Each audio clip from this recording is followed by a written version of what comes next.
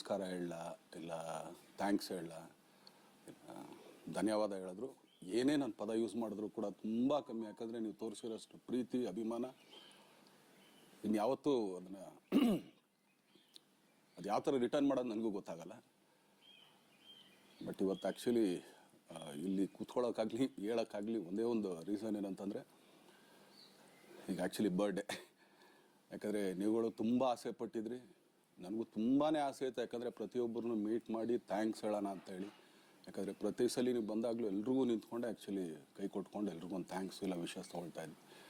But ಈ ಸಲ ಒಂದೇ ಒಂದು ಪ್ರಾಬ್ಲಮ್ ಏನಂತಂದರೆ, ಏನೋ ದೊಡ್ಡ ಪ್ರಾಬ್ಲಮ್ ಅಂತ ನಾನು ಹೇಳ್ತಲ್ಲ, ನನ್ನ ಹೆಲ್ತ್ ಇಶ್ಯೂ ಅಷ್ಟೇ, ಇನ್ನೇನೂ ಇಲ್ಲ. ಯಾಕಂದರೆ ನಾನು ತುಂಬ ಹೊತ್ತು ನಿಂತ್ಕೊಳ್ಳೋಕ್ಕಾಗಲ್ಲ. ಯಾಕಂದರೆ ಏನು ಪ್ರಾಬ್ಲಮ್ ಅಂತ ನಿಮ್ಗಳಿಗೂ ತುಂಬ ಚೆನ್ನಾಗಿ ಗೊತ್ತು.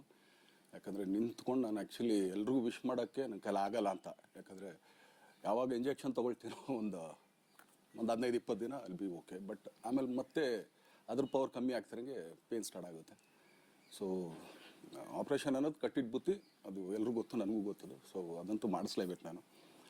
ಆದರೆ ಈಗಿರೋ ಕೆಲಸಗಳಲ್ಲಿ ಯಾರಾದ್ರು ನಾನು ಒಪ್ಕೊಂಡಿದ್ದೀನಿ ಸಿನಿಮಾಗಳು. ಸೊ ಯಾಕಂದರೆ ನಾನೆಲ್ಲ ನನ್ನ ನಿರ್ಮಾಪಕರಿಗೂ ಥ್ಯಾಂಕ್ಸ್ ಹೇಳೋಕ್ಕೆ ಇಷ್ಟಪಡ್ತೀನಿ. ಯಾಕಂದರೆ ಇಷ್ಟು ದಿನ ಕಾದರು.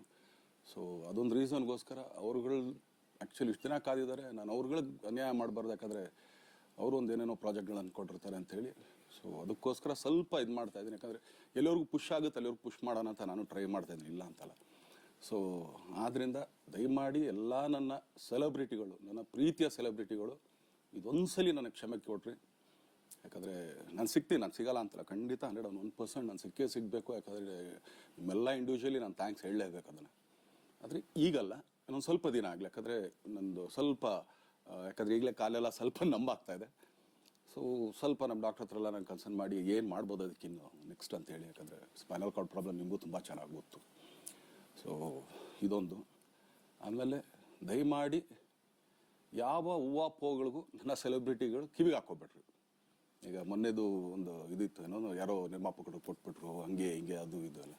ಹೌದು, 101%.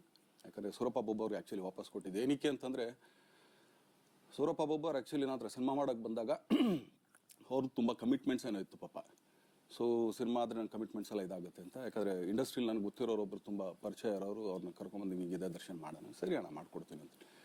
ಬಟ್ ಈಗ ಆ್ಯಕ್ಚುಲಿ ಈಗ ನಡೆದಿದ್ದು ನಿಮಗೂ ಗೊತ್ತು. ಯಾಕಂದರೆ ಟೈಮೆಲ್ಲ ವೇಸ್ಟ್ ಆಗೋಯ್ತು. ಈ ಟೈಮಲ್ಲಿ ಮತ್ತೆ ಅವ್ರ ದುಡ್ಡನ್ನ ಇಟ್ಕೊಳ್ಳಿದ್ರೆ ಪಾಪ ಅವ್ರಿಗೆ ಇನ್ನೂ ಕಮಿಟ್ಮೆಂಟ್ ಜಾಸ್ತಿ ಆಗುತ್ತೆ. ಸೊ ಅದಕ್ಕೋಸ್ಕರ ಸರ್ ನಿಮ್ಮ ಕಮಿಟ್ಮೆಂಟ್ ತೀರಿಸ್ಕೊಳ್ಳಿ. ಸೊ ಮುಂದಕ್ಕೆ ಒಂದು ಒಳ್ಳೆ ಸಬ್ಜೆಕ್ಟ್ ಸಿಗ್ದಾಗ ಖಂಡಿತ ಮಾಡೋಣ ಅಂತ ಅಷ್ಟೇ. ಆಮೇಲೆ ನಾನು ಪ್ರೇಮ್ ಖಂಡಿತ ಸಿನಿಮಾ ಮಾಡೇ ಮಾಡ್ತೀವಿ. ಯಾಕಂದರೆ ಅದು ನಮ್ಮ ಗುರುಗಳು, ಹಾಗೇನೆ ನನ್ನ ಪ್ರೀತಿಯ ಸ್ನೇಹಿತೆ, ಅದು ರಕ್ಷಿತನ ಆಸೆ ಅದು. ಸೊ ಇಲ್ಲ ಮಾಡೇ ಮಾಡೋಣ. ಸೊ ಬಟ್ ಒಂದೇನಂದರೆ KVN ಪ್ರೊಡಕ್ಷನ್ಸ್ ಅವರು ಪ್ರೊಡಕ್ಷನ್ ಮಾಡ್ತಾ ಇದ್ದಾರೆ.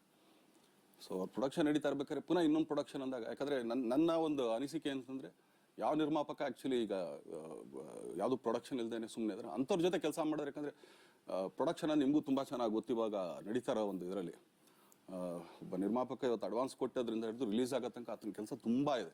ಬರೀ ದುಡ್ಡೊಂದು ಹೊಂಚೋದೇ ಅಲ್ಲ, ಸೊ ಎಲ್ಲ ಇದರಲ್ಲೂ ಕೂಡ. ಸೊ ಆದ್ದರಿಂದ ಅಷ್ಟೇ, ಇನ್ನು ಅದು ಬಿಟ್ಟು ಇನ್ನೇನು ಆ ಥರದ್ದೇನಿಲ್ಲ. ಸೊ ಇದೊಂದು ನಾನು ಹೇಳ್ಬೇಕು. ಆಮೇಲೆ ನಿಮ್ಮ ಪ್ರೀತಿ, ಅಭಿಮಾನ, ಪ್ರೋತ್ಸಾಹ ನನ್ನಂಥವ್ರ ಮೇಲೆ ಇರೋದಕ್ಕೆ ನಾನು ಯಾವತ್ತೂ ಚಿರಋಣಿ ಆಗಿರ್ತೀನಿ. ಯಾಕಂದರೆ ನಿಮ್ಗೆ ಯಾವುದೇ ಕಾರಣಕ್ಕೂ ಏನಂತಾರೆ ಅದನ್ನು ತೀರ್ಸೋಕ್ಕೆ ನನ್ನ ಕೈಲಿ ಆಗಲ್ಲ. ಯಾಕಂದರೆ ನೀವು ಕೊಟ್ಟಿರೋಷ್ಟು ಪ್ರೀತಿ, ಆಮೇಲೆ ಪ್ರೀತಿಗಿಂತ ಹೆಚ್ಚಾಗಿ ಒಂದು ಸಪೋರ್ಟ್ ಅಂತ ಹೇಳ್ತಿರಲ್ಲ. ಇವಾಗ ಆ್ಯಕ್ಚುಲಿ ಸ್ವಲ್ಪ ಚಾರ್ಜಿ ಹಿಂಗೆ ತಿರ್ಗೋಗಿದೆ. ಬಟ್ ಆದರೂ ಇವತ್ತು ಹಿಂಗೆ ನಿಂತ್ಕೊಳ್ಳೋಕ್ಕೆ ಹಿಂಗೆ ಸಪೋರ್ಟ್ ಕೊಡ್ತಾ ಇದ್ದಾರಲ್ಲ. ಸೊ ಅದಕ್ಕೆ ನಾನಾಗಲಿ ನನ್ನನ್ನು ನಂಬ್ಕೊಡೋರು ಎಲ್ಲರೂ ಕೂಡ ನಿಮ್ಗಳಿಗೆ ಚಿರಋಣಿ ಅಂತ ಹೇಳೋಕ್ಕೆ ಇಷ್ಟಪಡ್ತೀನಿ. ಆಮೇಲೆ ಈ ಮುಖಾಂತರ ನಾನು ಒಂದು 3 ಜನಕ್ಕೆ ತುಂಬಾ ಥ್ಯಾಂಕ್ಸ್ ಹೇಳಬೇಕು. ಎಸ್ಪೆಷಲಿ ನಮ್ಮ ಹೀರೋ ಧನ್ವೀರ್ ಅವ್ರಿಗೆ. ಯಾಕಂದರೆ ಆತ ಪಾಪ ಯಾವಾಗಲೂ ಜೊತೆಲೇ ಇದ್ದು ನಮಗೊಂದು ದೊಡ್ಡ ಬೆನ್ನೆಲುಬು, ಮಾರಲ್ ಸಪೋರ್ಟ್ ಆಗಿದ್ದು. ಸೊ ಧನ್ವೀರ್ ಅವ್ರಿಗೂ ಥ್ಯಾಂಕ್ಸ್. ಹಾಗೆಯೇ ನಮ್ಮ ಬುಲ್ಬುಲ್ ರಚಿತಾರಾಮ್ ಅವ್ರಿಗೂ ತುಂಬಾ ಥ್ಯಾಂಕ್ಸ್. ಹಾಗೆಯೇ ನನ್ನ ಪ್ರಾಣ ಸ್ನೇಹಿತೆ ಆದ ರಕ್ಷಿತ್ಗೂ ಥ್ಯಾಂಕ್ಸ್. ಆಮೇಲೆಲ್ಲ ನನ್ನ ಸೆಲೆಬ್ರಿಟಿಗಳಿಗೂ ಅನಂತ ಧನ್ಯವಾದ ಅಂದರೂ ಕೂಡ ತಪ್ಪೇ ಅದು. ಯಾಕಂದರೆ ತುಂಬ ಚಿಕ್ಕದು. ಆಮೇಲೆ ಇದೊಂದು ಹೇಳ್ಬೇಕು ಅಂದ್ಕೊಂಡೆ, ಏನೋ ದರ್ಶನ್ ಆ್ಯಕ್ಚುಲಿ ಬೇರೆ ಲ್ಯಾಂಗ್ವೇಜ್ಗೆ ಇಲ್ಲೇ ಇಷ್ಟೊಂದು ಪ್ರೀತಿ ಅಭಿಮಾನ ತೋರಿಸಿದ್ದೀರಾ, ಎಲ್ಲ ಮಾಡಿದ್ದೀರಾ, ಸುಮ್ಮನೆ ಎಲ್ಲಿಗೆ ಅಂತ ಹೋಗಲಿ, ಸಾಯೋವರೆಗೆ ಇಲ್ಲೇನೆ.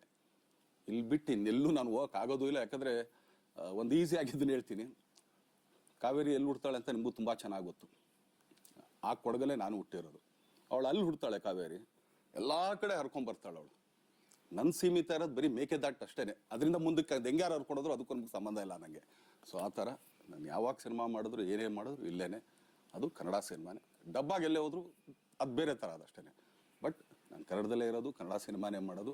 ದಯವಿಟ್ಟು ನನ್ನ ಪ್ರೀತಿಯ ಸೆಲೆಬ್ರಿಟಿಗಳು, ನಿಮ್ಮ ಅಭಿಮಾನ, ನಿಮ್ಮ ಪ್ರೋತ್ಸಾಹ, ನಿಮ್ಮ ಆಶೀರ್ವಾದ ಸದಾ ಹೀಗೆ ಇರಲಿ ಅಂತ ಕೇಳ್ಕೊಳ್ತೀನಿ. ಖಂಡಿತ ಈ ಬರ್ಡೇಗೆ ಯಾರು ಸಾಂಗ್ಗಳು ಮಾಡಿದ್ರು, ಸೊ ಅವರೆಲ್ರಿಗೂ ಥ್ಯಾಂಕ್ಸ್. ಆ್ಯಕ್ಚುಲಿ ಎಲ್ಲ ಸಿಂಗರ್ಸ್ಗಾಗಲಿ, ಆಮೇಲೆ ಆ ಪ್ರೊಡಕ್ಷನ್ ಅವ್ರಿಗಾಗಲಿ, ಅವ್ರುಗಳಿಗೂ ತುಂಬ ಥ್ಯಾಂಕ್ಸ್. ತುಂಬ ಒಳ್ಳೆ ಸಾಂಗ್ಗಳು ಮಾಡಿದ್ದೀರಾ. ಸೊ ಇಷ್ಟು ತೋರಿಸ್ತಾ ಇದ್ರಲ್ಲ, ಅದನ್ನು ಎಕ್ಸ್ಪ್ರೆಸ್ ಮಾಡೋಕೆ ನನಗೂ ಆಗ್ತಾಯಿಲ್ಲ. ಹೆಂಗೆ ಎಕ್ಸ್ಪ್ರೆಸ್ ಮಾಡೋದು, ಏನು ಹೇಳಿದ್ರು ಅದು ಕಮ್ಮಿನೇ ಆಗ್ತಾಯಿದೆ. ನನ್ನ ಪದ ಏನು ಹೇಳಿದ್ರು ತುಂಬ ಕಮ್ಮಿ ಆಗ್ತಾಯಿದೆ. ಸೊ ಇದೊಂದು ಸಲ ದಯಮಾಡಿ ಕ್ಷಮೆ ಇರಲಿ. ಸೊ ಖಂಡಿತ, ಬಟ್ ಆದಷ್ಟು ಬೇಗ ನಿಮ್ಗಳಿಗೆ ಸಿಗ್ತೀನಿ ನಾನು. ಅದು ಯಾವಾಗ ಅಂತ ಹೇಳ್ತೀನಿ. ಸೊ ಅಲ್ಲಿವರೆಗೂ ಮೊಟ್ಟೆಗೆ ಹಾಕ್ಕೊಳ್ಳಿ. ನೀವು ಹೆಂಗೆ ಆ್ಯಕ್ಚುಲಿ ದರ್ಶನ್ಗೆ ಹೋಗ್ಲಿ ಪಾಪ, ಆಯ್ತು ಇದು ಸಲ ಬಿಟ್ಬಿಡೋಣ ಅಂತೇಳಿ